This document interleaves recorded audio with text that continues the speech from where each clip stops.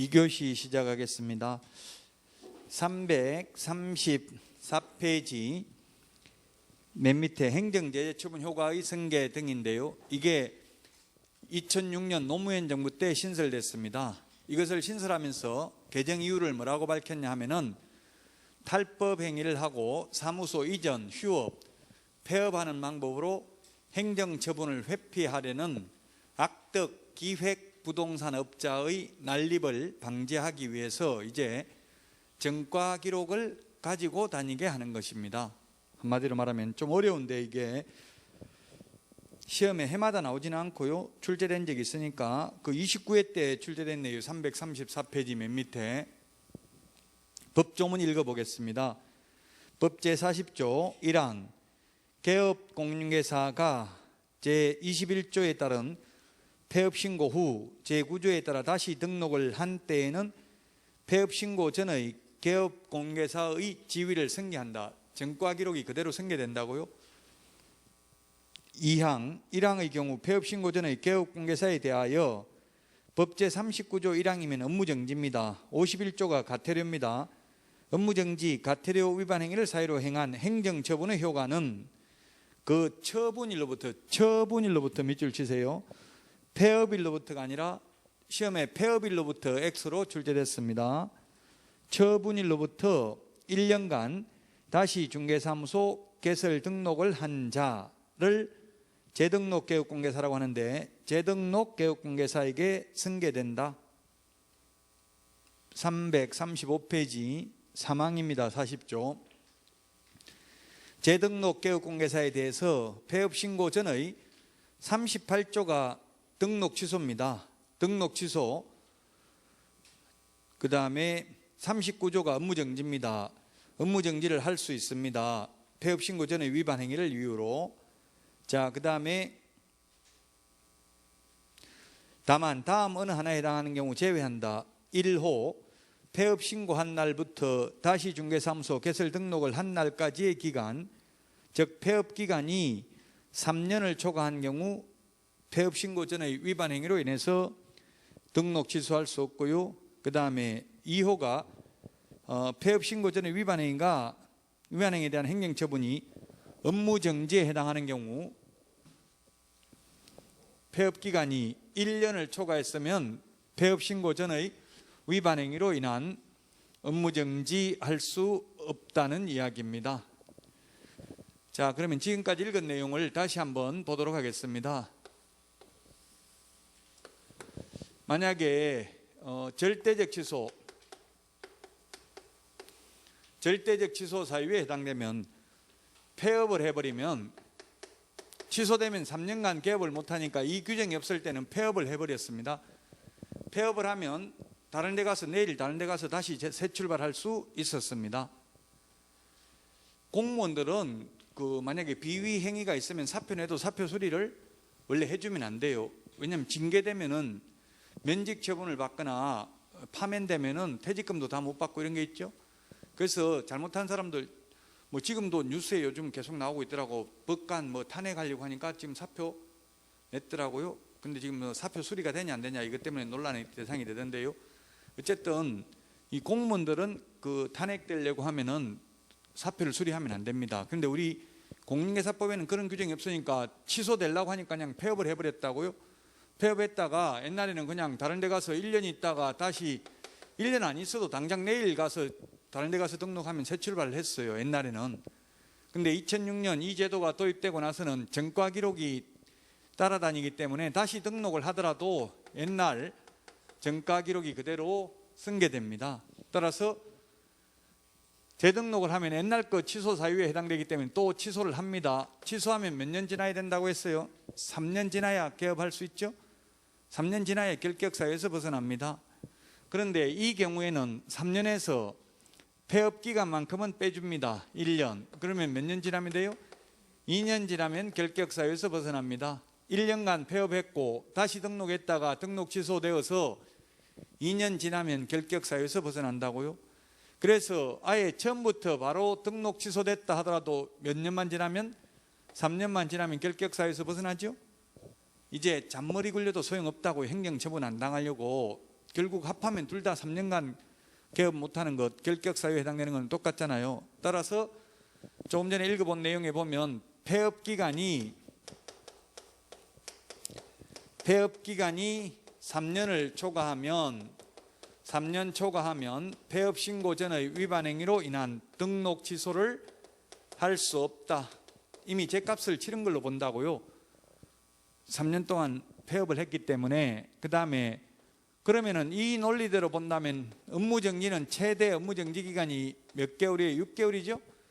그럼 논리적으로 본다면 6개월만 폐업을 했으면 옛날 거 가지고 업무정지하면 안 되는 게 맞아요. 논리적으로 보면. 그러나 법의 규칙을 업무정지의 경우 1년으로 정했다고. 1년. 업무정지 사유에 해당하는데 1년 넘게 폐업했다면 폐업 신고 전의 위반 행위로 인해서 다시 등록을 하더라도 업무정지 못한다고요. 논리적으로 보면 이게 1년이 아니라 6개월이 타당하지만 규칙을 1년이라고 정했기 때문에 그냥 1년으로 암기를 해야 됩니다. 그래서 1년 넘게 폐업을 했으면 옛날 거 가지고 다시 등록하더라도 업무정지 할 수 없다는 이야기입니다. 자, 그 다음에 또 법 40조 읽어본 거에 보면은 업무정지와 과태료는 그 처분일로부터 1년간 재등록한 개업공개사에게 승계됩니다. 과태료 2월 1일 날 과태료 극단적인 그냥 예를 드는 겁니다. 3월 1일 날 업무정지 처분을 받고 폐업을 했습니다. 폐업을 했다가 가령 7월 1일 날 재등록을 했습니다. 7월 1일 날 재등록을 하고요. 9월 1일 날 또 업무정지에 해당되는 위반 행위를 했습니다. 그러면 옛날 같으면 이 기간 폐업을 했기 때문에 재등록하면 새 출발했습니다. 따라서 그냥 업무정지 한번 당하면 끝입니다. 옛날 같으면.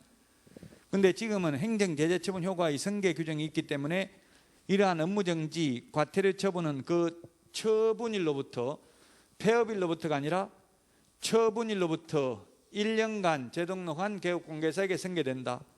아직 이러한 처분이 있은 날부터 1년이 안 됐죠.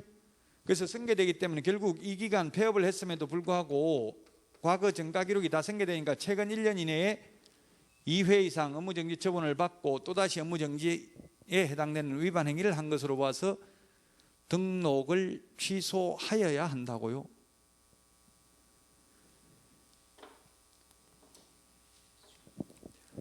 조금 어려워요. 이게 처음 하시는 분들은 어려운데 시험에 지금 29회 때 한번 나오고 아직 출제 안 됐으니까 이 정도만 하고 넘어가겠습니다. 자, 그 다음에 338페이지입니다. 벌칙입니다.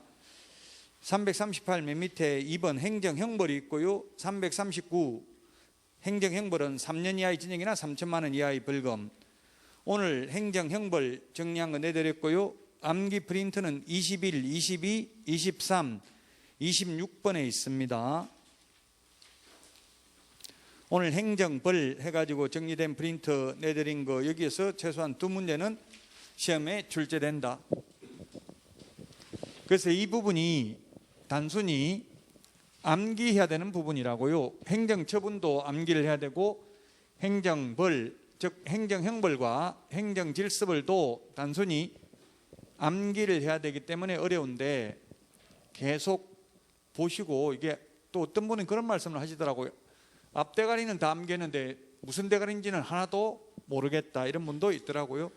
그래서 계속 그래도 달리 방법이 없어요. 이거는 제가 대한민국의 공인중개사법 강의하는 분들 제가 강의를 다 들어봤는데 이 부분을 논리적으로 설명하는 분은 아무도 없더라고요. 다 암기하라고 해요. 달리 방법이 없어요. 이거는 어떻게. 근데 이걸 판사들도 다 암기를 못해요. 판사들도 그냥 재판하면서 찾아보면 되는 거죠, 법조문. 근데 우리는 시험을 봐야 되니까 암기를 해야 된다고요. 자, 그러면 행정벌이 있는데 오늘 여러분들은 필기를 안 해도 되고 그냥 그 프린트 내드린 거에 체크만 하시면 될 거예요. 행정벌이 있고 그 다음에 행정벌에는 행정형벌이 있고요. 행정형벌이 있고 행정질서벌이 있습니다.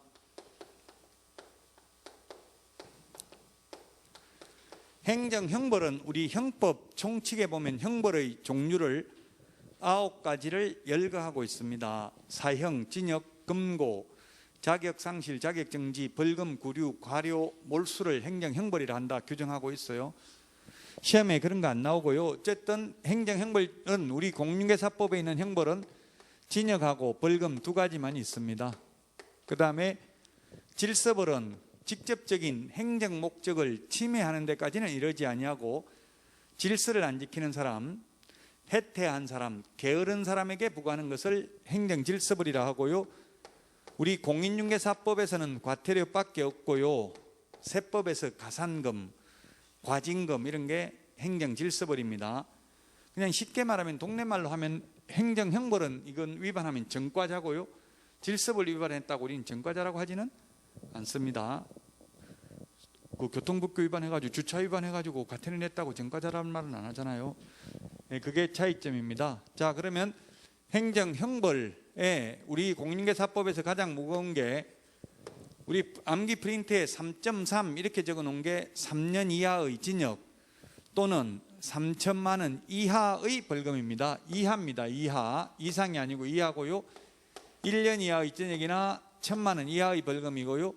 이 징역하고 벌금은 병과 병행해서 부과할 수 없고 둘 중에 하나만 가능합니다. 징역 또는 벌금이지 징역과 벌금을 징역하고 벌금을 병과 2개 다 부과할 수는 없다.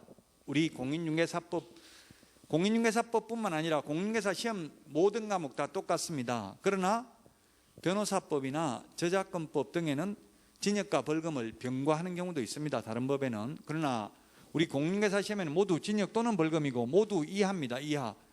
형법에는 이상도 있다고요. 예를 들면 살인죄는 형법에는 살인죄는 사형, 무기징역 또는 5년 이상 유기징역에 처한다. 5년 이상이에요. 살인죄는. 근데 우리는 이상이 아니라 전부 다 뭐라고요? 이하. 시험에 한번 이상 해가지고 X로 나온 적 있어요. 전부 이하입니다. 이하. 자, 그 다음에 행정질서벌은 500만 원 이하의 과태료, 그 다음에 100만 원 이하의 과태료. 공인중개사법에는 이렇게 있습니다.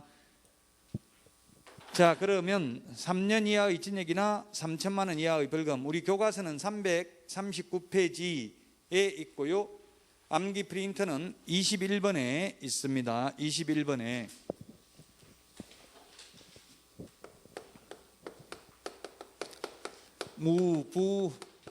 무부관직상투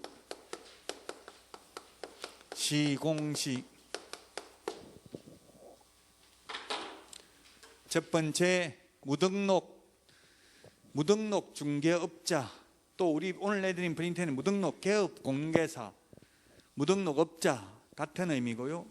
법조문에는 뭐라고 되어 있냐면은 법조문에는 우리 교과서 339페이지는 중개사무소 개설 등록을 하지 아니하고 중개업을 영위하는 자 이렇게 되어 있습니다.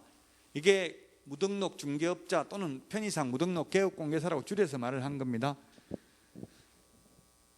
자격증도 따지도 않고 등록도 하지도 않고 중개업을 한 경우 무등록 중개업자가 되겠고요.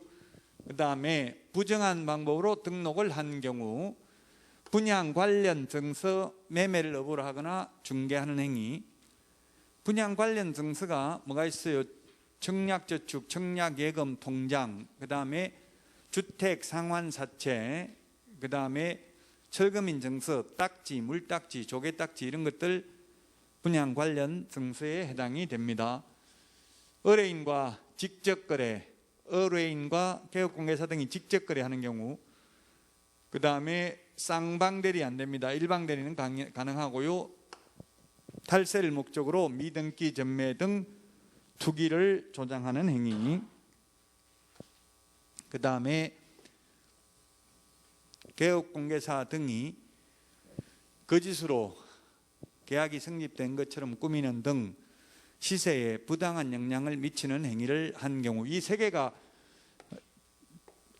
2020년 8월 21일부로 신설됐습니다. 이 세 개가 작년에 신설됐습니다. 그 다음에 작년에 신설된 내용이 작년 시험에 원래 나와야 되는데 많이 안 나왔어요. 8월 21일 날 신설되는데 10월 달 시험에 너무 촉박해가지고 안 낸 것 같아요. 올해 나올 확률이 높다고 작년에 안 나왔기 때문에 물론 작년에 내도 됩니다. 내도 되는데 작년에는 한 문제밖에 안 나왔어요. 작년에 개정된 내용이. 그래서 올해 아마 나올 확률이 높아요.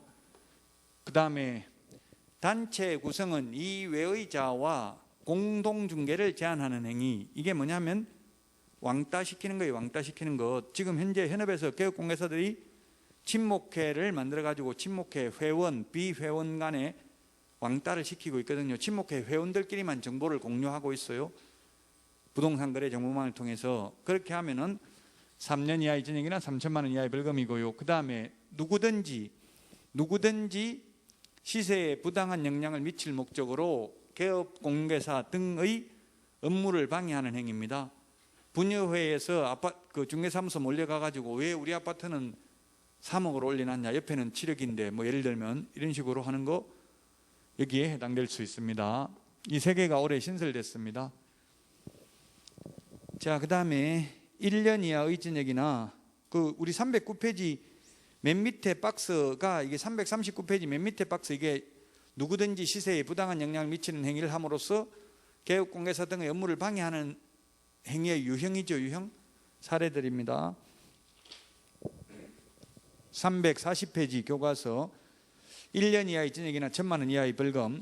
우리 암기 프린트는 22번에 있습니다. 22번에. 그래서 요거는 교과서 순서하고는 조금 다를 겁니다. 제 암기 방식대로 해가지고 유사, 이중, 양도,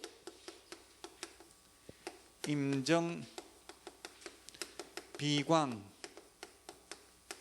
매무수거.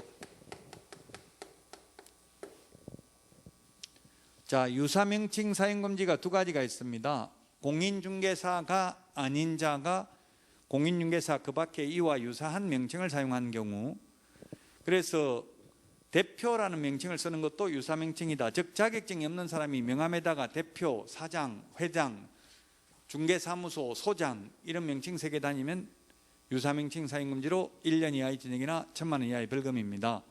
그 다음에 두 번째는 개업 공인중개사가 아닌 자가 공인중개사 사무소 또는 부동산 중개라는 간판을 달아놓는 경우.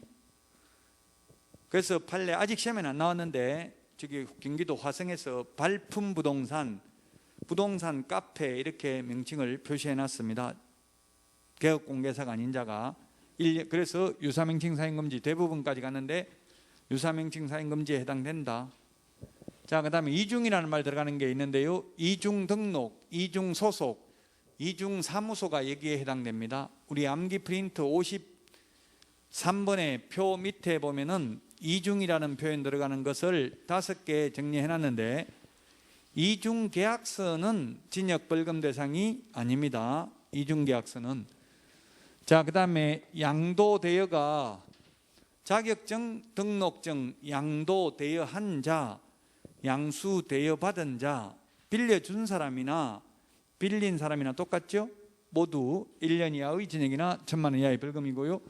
자, 그 다음에 임시중개시설물 소위 뜻다방을 설치한 경우, 그 다음에 정보 거짓 공개한 거래정보사업자 비밀준수 의무 위반입니다.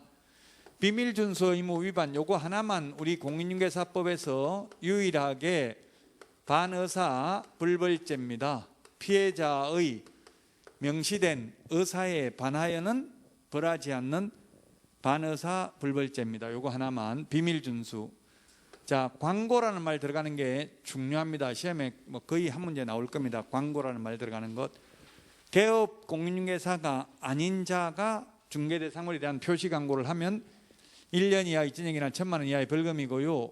올해 신설된 게 3월 9일부터 신설 예정인데 올해 3월 9일부터 이런 것을 즉 개업공개사가 아닌 자가 중개상물 광고하는 걸 신고해도 포상금 지급 대상으로 3월 9일부터 바뀔 예정입니다. 자, 그 다음에 매매를 업으로 하는 경우 무등록 중개업자와 협력하는 행위, 중개보수 또는 실비를 초과해서 받는 행위, 거짓된 은행, 그 밖에 의뢰인의 판단을 그르치게 하는 행위. 이게 거짓된 은행이라고 되어 있어요. 그래서 현업에 있는 분들이 저한테 자꾸 그 민원을 저한테 자꾸 그렇게 하던데 이제 손님으로 갔는데 속았다, 개업공개사가 속였다, 그 1년 이하의 징역이나 1,000만 원 이하의 벌금 어떻게 한 밖에 하냐? 쉽지가 않아요. 현실적으로 그 거짓말인지 청약 유인인지 구분하기가 굉장히 애매하죠. 있는 그대로 다 말해버리면 계약할 사람 아무도 없잖아요. 그래서 좋은 것만 말하고, 원래 이론적으로는 적극적으로 속인 것뿐만 아니라 소극적으로 말하지 않는 것도 여기에 해당된다고는 돼 있어요, 이론적으로는. 그러나 현실적으로 거짓말했다고 처벌하게 하기는 쉽지는 않다는 이야기입니다. 공무원들이 워낙 민원을 많이 제기하니까 그냥 말해도 그냥 그는 처벌 대상 아닙니다, 이렇게 하더래요. 현실적으로는. 어쨌든 이론적으로는 거짓말하면 1년 이하의 징역이나 1,000만 원 이하의 벌금입니다. 거짓된 은행, 그 밖에 의뢰인의 판단을 그르치게 하는 행위를 하면, 이 말은, 이런 게 법조문에 들어갔다는 말은 거짓말을 현실적으로 많이 한다는 이야기죠. 근데 그 거짓말인지 아닌지 입증하기가 어려워요, 굉장히. 그러니까 여러분들은 어떻게 해야 되겠어요? 전부 다 녹음을, 무조건 녹음 기능을 갖추도록 해야 돼요, 휴대폰. 오늘 뉴스에 보니까 뭐 판사는 벌써 녹취록, 그 대법원장 면담하면서 다 녹음했더라고요. 그 중개사무소에도 전화 오면 조심해야 되는 게, 손님들이 일부러 네가 확인 설명 잘못했지 이렇게 유도한다고 그 시인하면 그 녹음해가지고 다 이제 제출하는 거예요, 등록관청에다가. 굉장히 무서운 세상이에요, 이게. 너무 통신기기가 발달돼가지고. 자, 그 다음에 500만 원 이하의 과태료입니다. 500만 원 이하의 과태료. 500만 원 이하의 과태료 하기 전에 우리 교과서 341페이지 맨 밑에 양벌 규정 먼저 보겠습니다. 양벌 규정. 341페이지 양벌 규정이라는 것은 양쪽을 다 벌하는 게 양벌 규정이죠. 양쪽을 다 벌하는 게 양벌 규정이다. 즉 직원이 잘못했는데 사장도 벌하는 것을 양벌 규정이라고 합니다. 반대로 사장이 잘못했으면 사장만 처벌받고 직원은 처벌받지 않습니다. 341페이지 맨 밑에 법제 50조입니다. 소속 공인중개사, 중개보조원 또는 개업공인중개사인 법인의 사원 임원이 중개 업무에 관하여 공인중개사법 제48조 48조가 3년 이하의 징역이나 3천만 원 이하의 벌금이고요, 49조가 1년 이하의 징역이나 1,000만 원 이하의 벌금이고요. 이 두 개를 합하면 뭐라고 부른다? 이게 행정, 형벌이라고 적어놨죠.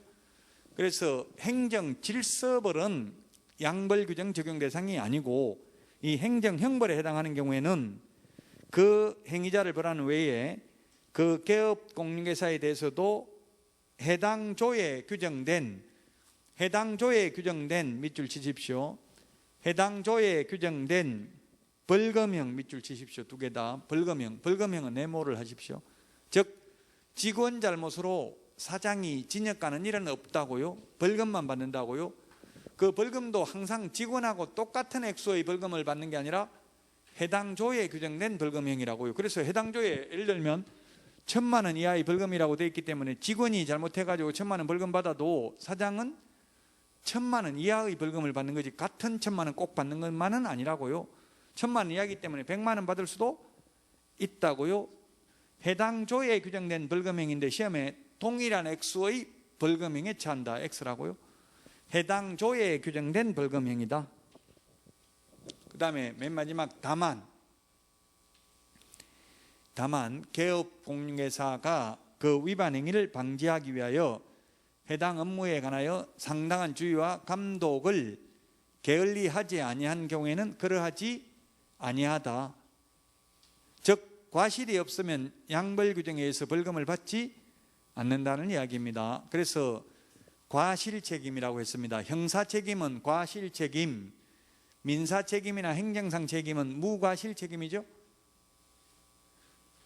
자, 양벌 규정했고요. 그 다음에 이제 500만 원 이하의 과태료 343페이지 500만 원 이하의 과태료가 있는데요. 그 우리 344 교과서 345페이지에 보면 500만 원인데, 자, 개별 기준을 한번 보면은요, 500만 원짜리가 거기에 동그라미 한번 해보세요. 가번, 가, 나, 다 세 개 500이죠, 개별 기준. 그 다음에 마번에 방가로 3번에 500, 500이 몇 개 있어요. 그래서 4개죠. 4개. 자, 그래서 우리 프린터는 지금 오늘 내드린 프린터도 마찬가지고요. 그 다음에 23번에 있는 암기 프린터 23번에 있는 것도 마찬가지. 무거운 거부터 개별 기준이 무거운 거부터 했습니다.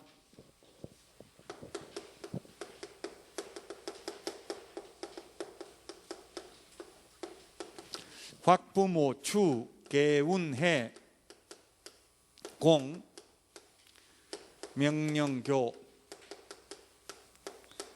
자, 개별 기준이 500만 원짜리가 있고요. 우리 그 개별 기준은 교과서는 344, 345에 있습니다. 500, 400, 300, 200.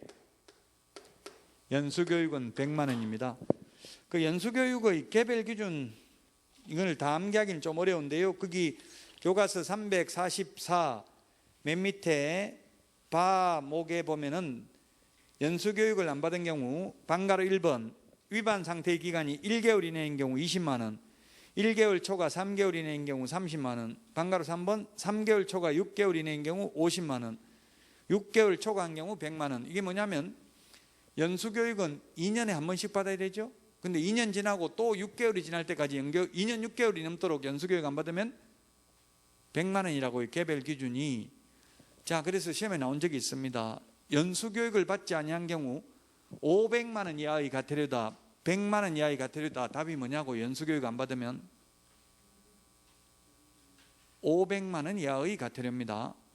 100만 원 이하라는 말은 쓸 수가 없어요. 개별 기준이 최대 100만 원이라고요. 이게 2분의 1을 더 늘리면 150만 원 받을 수도 있다는 이야기예요. 100만 원 이하가 아니라 500만 원 이하고, 단지 개별 기준은 최대 100만 원이라고. 개별 기준은 100만 원 이하라는 말은 쓸 수 없다고요. 500만 원 이하의 과태료입니다. 자, 그 다음에 거기 확인 설명 위반 마번에 보면은 동그라미 방가로 1, 2, 3번 있는데, 방가로 1, 2, 3번 확인 설명도 안 하고 근거 자료도 제시 안 하면, 둘 다 안 하면 500이고 둘 중에 하나를 안 하면 250이라고요. 250만 원. 확인 설명도 안 하고 근거 자료 제시도 안 하면 500, 둘 중에 하나를 안 하면 250만 원. 그 다음에 부당한 표시 강구하면 500만 원. 모니터링 자료 제출을 거부한 정보통신 서비스 제공자, 그 다음에 추가 정보 게재 요청을 거부한 정보통신 서비스 제공자. 이 정보통신 서비스 제공자가 허위 메모를 올리는지를 확인하기 위해서 이 국토부 장관이 추가 정보 게재 요청을 했는데 거부하면 500만 원 이하의 과태료입니다. 개별 기준 500이고요. 그 다음에 국토부 장관이 협회 공제사업에 대해서 개선 명령을 했는데 따르지 않는 경우, 운영규정을 위반한 거래정보사업자, 그 다음에 국토부 장관이 협회 임원에 대해서 해임 징계 요구를 했는데 따르지 않는 경우는 개별 기준 400만 원, 그 다음에 300만 원은 공제사업 운용실적 공시를 매 회계년도 종료 후 3개월 이내에 일간신문 또는 협회부에 공시하고 협회 인터넷 홈페이지에 게시하지 않는 경우 300만 원, 감독상 명령을 위반한 협회와 거래정보사업자는 200만 원, 연수교육을 안 받으면 개별 기준은 최대 6개월 초과하면 100만 원이라고요. 자, 그 다음에 그게 345페이지 교과서 양가로 3번 과태료 처분청은 위반행위의 동기, 결과, 횟수 등을 고려하여 과태료 부과기준 금액의 2분의 1 범위 안에서 그 금액을 늘리거나 줄일 수 있다. 다만 늘리는 경우에도 500만 원을 초과할 수는 없다. 그 위반행위 동기, 결과, 횟수 밑줄 치세요. 시험에 동기를 참작하여, 결과는 참작하여야 하나 동기를 참작하여서는 아니 된다. X로 출제됐습니다. 동기, 결과, 횟수를 모두 참작해야 됩니다. 자, 그 다음에 100만 원 이하의 과태료입니다. 100만 원 이하의 과태료. 오늘 프린터도 내드렸고요. 또 암기 프린터는 26번에 있습니다. 100만 원 이하의 과태료 26번. 앞머리 글자 다 동그라미 해놨잖아요. 명칭, 광, 반납, 보이게, 휴.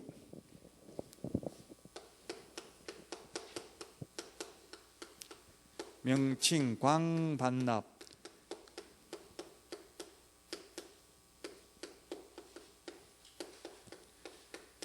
그래서 우리 교과서에 보면은 개별 기준이 우리 교과서에 보면은 346페이지에 보시면 개별 기준이 가장 무거운 거 방가루 2번 50만 원, 2번, 3번, 8번, 9번 4개가 50만 원이죠.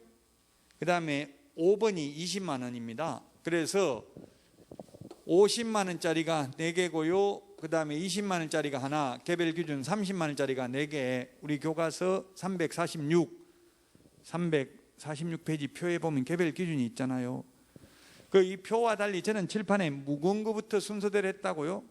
그럼 만약 시험에 1, 2, 3, 4, 5 5개 중에 다음 중 개별 기준이 다른 것 하면 5번을 골라내야 된다고요. 시험에 이렇게도 나왔다고요. 그래서 어차피 암기하는 거 개별 기준이 무거운 거부터 순서대로 하자고요. 자, 그러면 명칭 표시 위반이 2개가 있는데, 개업공개사는 공인중개사 사무소 또는 부동산 중개라는 명칭을 표시해야 됩니다.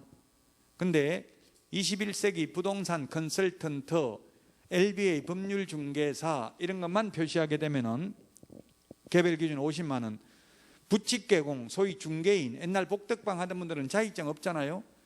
자격증 없는 분들이 공인중개사 사무소라는 명칭을 쓰면은 50만 원. 그 다음에 제가 광고가 중요하다고 했죠. 광고라는 말 붙는 게 이게 광고가 뭐냐면 중개보조원 이름을 광고할 때 적거나 또는 성명, 소연 등 광고할 때는 성명, 사무소 명칭, 사무소 소재지, 그 다음에 연락처, 사무소 연락처, 그 다음에 등록번호 이런 걸 적어야 되는데 이걸 기재하지 않는 경우 100만 원 이하의 과태료, 부당한 표시 광고, 허위 매물 올리면 500만 원 이하의 과태료, 개업공개사가 아닌 자가 광고하면 1년 이하의 징역이나 1000만 원 이하의 벌금, 그 다음에 누구든지 시세에 부당한 영향을 미칠 목적으로 개업공개사에게 높은 가격으로 표시 광고를 유도해도 3년 이하의 징역이나 3천만 원 이하의 벌금. 즉 광고라는 말이 들어가는 게 이 4개 다 해당될 수 있다고요. 그래서 중요하다고요. 광고라는 말 들어가는 게. 자, 그 다음에 등록증을 취소되는데 7일 이내 반납 안 하면 50, 자격 취소되는데 자격증을 7일 이내 반납 안 하면 30만 원입니다. 개별 기준. 그 다음에 손해배상을 보장하기 위한 보증관계 증서를, 보험증권이나 공제증서를 교부하지 않거나 보장금액을 설명하지 않는 경우, 사무소 이전 신고하고 10일 이내에 이전 후 등록관청에 신고하지 않는 경우, 개시 의무를 위반한 경우, 개시해야 될 게 4가지죠. 몇 등 했는지 등수보자, 중개사무소 개설 등록증 원본, 중개보수요일표, 보정설정 증명서류, 자격증 원본을 개시하지 아니한 경우 30만 원. 그 다음에 3월 초과 무단휴업, 폐업신고, 재개신고, 변경신고하지 않는 경우 100만 원 이하의 과태료, 개별 기준 20만 원. 6월 초과 무단휴업한 경우 임의적 등록 취소할 수 있다. 이 2개는 개별 기준의 2분의 1 범위 내에서 늘리거나 줄일 수 있다. 이 과태료를 누가 부과하는지 우리 교과서 347페이지 그 박스 밑에 박스 있죠? 이 누가 부과하는지가 시험에 출제됐다고. 누가 부과하는지 시험에 출제됐는데, 자, 확인 설명과 관련된 건 등록관청이 부과합니다. 이건 등록관청이 부과하고요. 부당한 표시 광고도 등록관청이고요.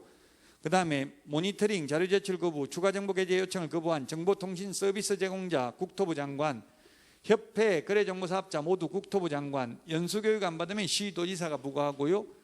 그 다음에 100만 원 이하의 과태료는 다 등록관청이 부과하는데, 다만 자격증은 시도지사한테 반납하니까 시도지사가 부과한다고요. 누가 부과징수하는지까지 시험에 출제됐습니다. 347페이지 맨 밑에 과태료 부과징수 절차는 질서 위반행위 규제법에 따릅니다. 부동산 거래 질서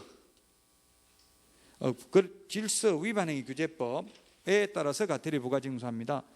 따라서 과태료 부과에 대해서 이의가 있는 자 이의신청한다는 규정도 우리 암기 프린터 37번에 동그라미 4번을 보세요. 37번에 동그라미 4번에 보니까 과태료 이의신청해놓고 가로하고 뭐라고 해놨어요? 질서 위반행위 규제법이라고 되어 있죠. 공인중개사법에는 규정이 없어요. 과태료 부과 징수 절차, 이의신청 절차 이런 게 어디 있다고요? 질서 위반행위 규제법에 있다고요. 자, 여기까지 해서 법령을 다 했는데요. 여기까지 작년에 31문제 시험에 출제됐습니다. 그리고 이제 다음 시간에 할 부동산 거래 신고 등에 관한 법률이 4문제 출제됐습니다. 작년에 그래서 공인중개사법하고 부동산 거래 신고 등에 관한 법률 합해서 35문제 나왔어요.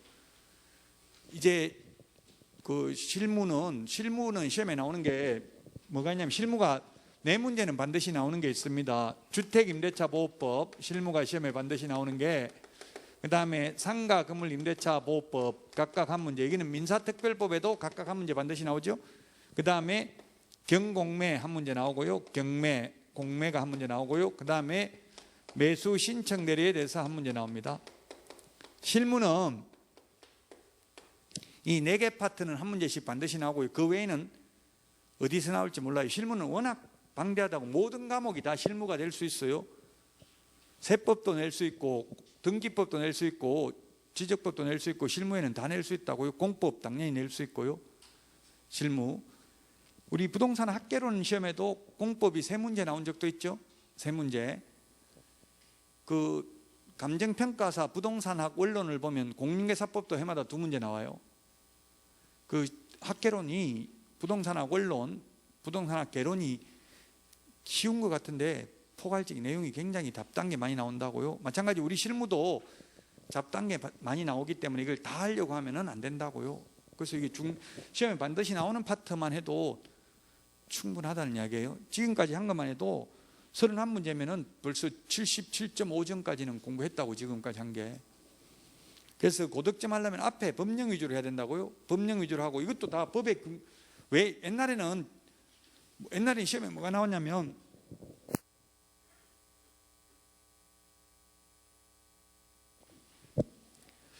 옛날에는 오래된 집을 구경시키러 데리고 가려면 밤에 데리고 가야 되는가 낮에 데려가야 되는가 이런 게 시험에 나왔어요. 언제 데리고 가야 돼요? 언제? 낮에? 밤에 가야 된다고 나와서 오래됐기 때문에 썩은 거 이런 거 안 보이게 밤에 가야 된다. 그 사기치는 거 가르치는 거잖아요. 그런 거 시험에 내지는 요즘은 시험에 못 낸다고요.